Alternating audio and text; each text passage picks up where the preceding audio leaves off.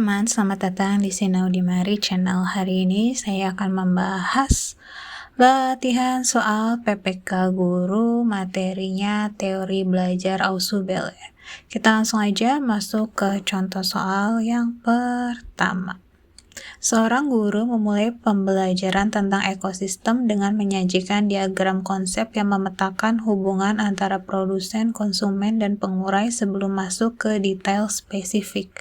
Berdasarkan pandangan Ausubel, langkah ini paling tepat dikategorikan sebagai A. Pemberian motivasi belajar agar siswa memiliki niat belajar atau learning set. B. Upaya rekonsiliasi integratif untuk menyelaraskan pemahaman siswa. C. Pengorganisasian materi agar siswa mencapai tingkat belajar hafalan rote learning. D. Penerapan advanced organizer untuk menjembatani pengetahuan lama dengan materi baru. E. Proses diferensiasi progresif untuk membedakan konsep-konsep yang mirip. Untuk soal nomor 1, jawaban yang paling tepat itu yang D ya. Penerapan advanced organizer untuk menjembatani pengetahuan lama dengan materi baru. Berikut ini pembahasan untuk soal nomor 1. Kita lihat pembahasannya. Pilihan D paling tepat, advanced organizer itu sesuai dengan teori Ausubel ya. Menurut David Ausubel, advanced organizer adalah kerangka konseptual yang diberikan sebelum materi inti untuk membantu siswa mengaitkan pengetahuan baru dengan struktur kognitif yang sudah dimiliki. Diagram ekosistem yang diberikan di awal berfungsi sebagai peta konsep awal untuk mempermudah pemahaman lanjutan. Jadi untuk soal nomor 1, jawaban yang paling tepat yang D ya. Lanjut ke soal yang kedua. Siswa sudah memahami konsep segitiga. Saat guru mengajarkan segitiga siku-siku, siswa menyadari bahwa ini adalah variasi spesifik dari pengetahuan yang sudah mereka miliki. Menurut Ausubel, proses kognitif yang terjadi adalah A. Combinatorial learning, B. Derivative subsumption, C. Obliterative subsumption, D. Superordinate learning, E. Correlative subsumption. Untuk soal nomor 2, jawaban yang paling tepat adalah yang E ya. Correlative subsumption. Berikut ini pembahasan untuk soal nomor 2. Kita lihat pembahasannya. Menurut teori David Ausubel, correlative subsumption yang E ya, terjadi ketika materi baru memperluas, memodifikasi atau memperkaya konsep yang sudah ada dalam struktur kognitif siswa. Kasus segitiga siku-siku sebagai variasi dari konsep segitiga menunjukkan hubungan perluasan dan spesifikasi, bukan sekedar contoh biasa atau konsep yang baru lebih umum. Ini ya yang tentang segitiga, lalu guru mengajarkan tentang segitiga siku-siku. Jadi untuk soal nomor 2, jawaban yang paling tepat yang E ya. Lanjut ke soal yang ketiga. Dalam mengajar sejarah nasional, seorang guru pertama-tama menjelaskan garis besar periode perjuangan secara luas, kemudian secara bertahap masuk ke peristiwa-peristiwa detail di setiap daerah. Pendekatan ini merupakan aplikasi dari prinsip A. Rekonsiliasi integratif, B. Belajar penemuan atau discovery learning, C. Asimilasi reseptif, D. Diferensiasi progresif, E. Subsumption obliteratif. Untuk soal nomor 3, jawaban yang paling tepat yang D ya. Diferensiasi progresif. Berikut ini pembahasan untuk soal nomor 3. Kita lihat pembahasannya. Jawaban yang benar itu yang D. Pembahasannya, David Ausubel menjelaskan prinsip differentiation progresif atau diferensiasi progresif, yaitu penyajian materi dimulai dari konsep yang paling umum, inklusif, dan kemudian diperinci secara bertahap menjadi bagian-bagian yang lebih spesifik. Pendekatan guru dari gambar besar sejarah nasional menuju peristiwa daerah merupakan contoh langsung dalam prinsip ini. Ini tentang sejarah nasional. Pertama-tama menjelaskan garis besar periode perjuangan, kemudian bertahap masuk ke peristiwa-peristiwa detail. Nah, ini masuk ke yang D ya, diferensiasi progresif. Lanjut ke soal yang keempat. Jika seorang siswa mampu menjelaskan perbedaan antara massa dan berat setelah sebelumnya sering tertukar, Ausubel menyebutkan keberhasilan integrasi konsep yang bertentangan ini sebagai A. Advanced Organizer Komparatif, B. Struktur kognitif stabil, C. Rekonsiliasi integratif, D. Substansi korelatif, E. Belajar superordinat. Untuk soal nomor 4, jawaban yang paling tepat yang C ya. Rekonsiliasi integratif. Berikut ini pembahasan untuk soal nomor 4. Kita lihat pembahasannya, jawabannya benar yang C ya. Pembahasannya, David Ausubel menjelaskan integrative reconciliation atau rekonsiliasi integratif sebagai proses ketika siswa mampu menghubungkan, membedakan, dan mengklasifikasi konsep yang sebelumnya bertentangan atau membingungkan dalam struktur kognitifnya. Kasus massa dan berat yang sebelumnya tertukar lalu menjadi jelas merupakan contoh klasik rekonsiliasi integratif untuk menghilangkan miskonsepsi. Jadi untuk soal nomor 4, jawaban yang paling tepat yang C ya. Lanjut ke soal yang kelima.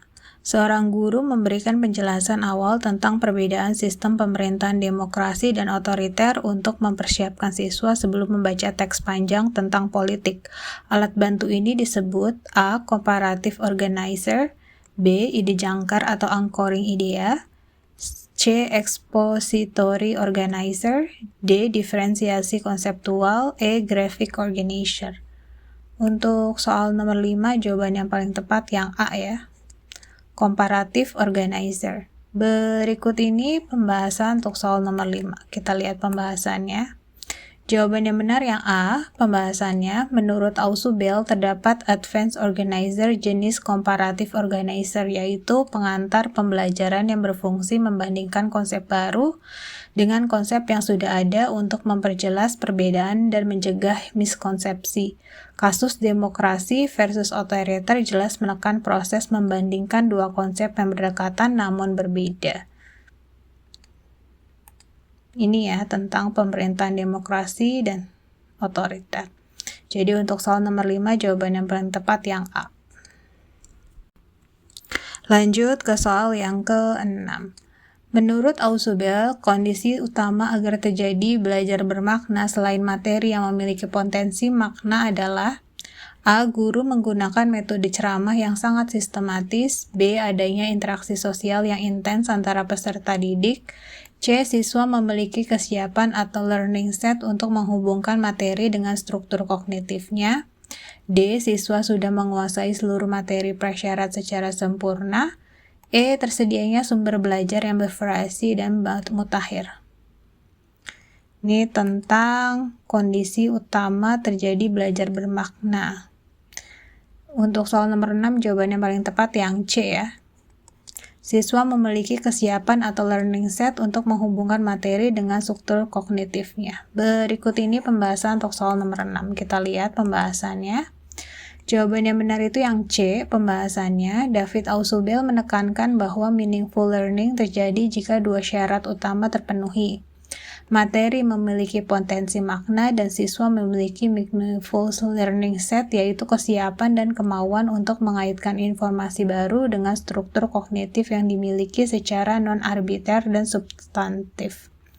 Tanpa kesiapan ini, pembelajaran hanya akan menjadi hafalan. Kunci utama pilihan C adalah kesiapan mengaitkan pengetahuan baru.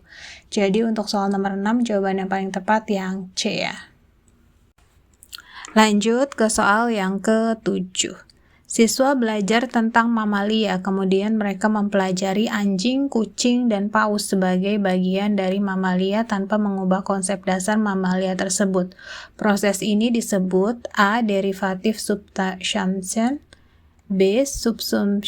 Subsumsi integratif, C. Asimilasi akomodatif, D. Korelatif subsumption, E. Generalisasi kognitif. Untuk soal nomor 7, jawaban yang paling tepat yang A ya. Derivative subsumption. Berikut ini pembahasan untuk soal nomor 7. Kita lihat pembahasannya. Jawaban yang benar itu yang A, pembahasannya. David Ausubel menjelaskan subsumption teori di mana derivative subsumption terjadi ketika Informasi baru hanya merupakan contoh atau ilustrasi dari konsep yang sudah ada tanpa mengubah struktur kognitif utama. Kasus anjing, kucing, paus sebagai contoh dari mamalia tanpa perubahan konsep inti sangat sesuai dengan kondisi ini. Jadi untuk soal nomor 7 jawaban yang paling tepat yang A ya.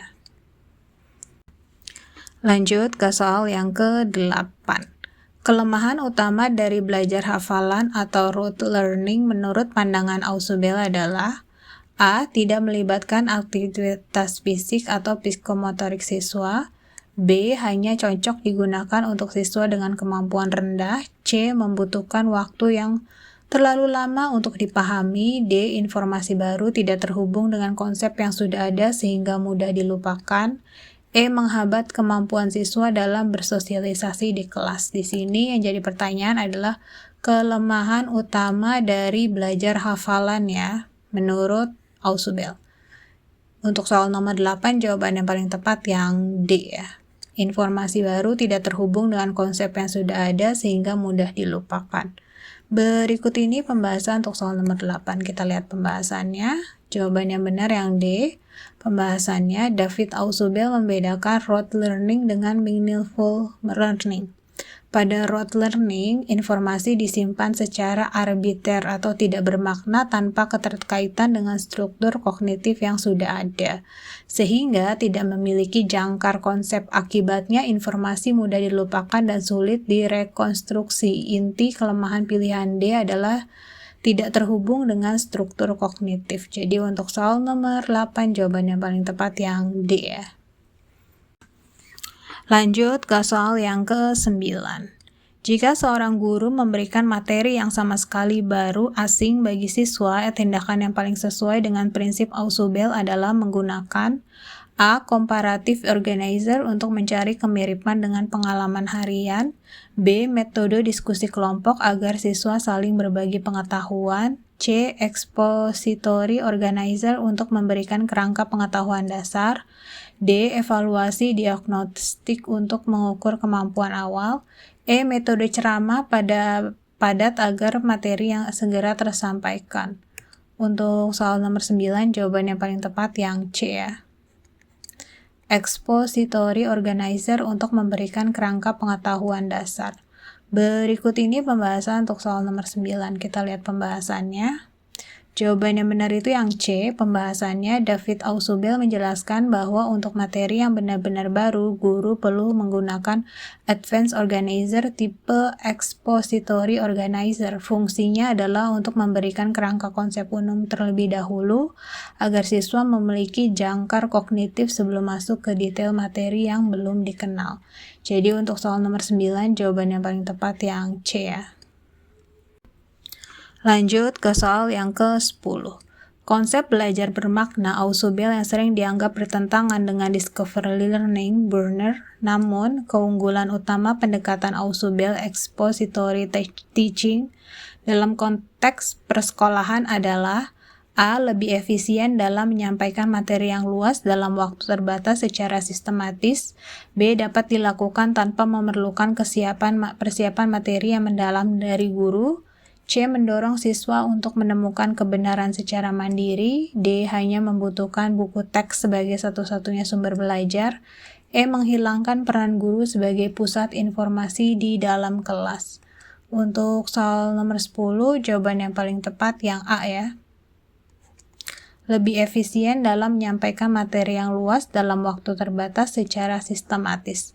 Berikut ini pembahasan untuk soal nomor 10. Kita lihat pembahasannya. Jawaban yang benar adalah yang A. Pembahasannya, David Ausubel menekankan meaningful reception learning, yaitu pembelajaran yang terstruktur dan disampaikan secara jelas oleh guru. Keunggulan utama pendekatan ini dalam konteks sekolah adalah efisiensi materi yang luas dapat disampaikan secara sistematis tanpa harus selalu mengandalkan proses penemuan oleh siswa, yang sering memakan waktu lebih lama. Jadi untuk soal nomor 10, jawaban yang paling tepat yang A ya. Sekian pembahasan dari saya hari ini, kurang lebihnya saya mohon maaf. Jangan lupa like dan subscribe untuk terus menonton channel ini. Terima kasih sudah menonton.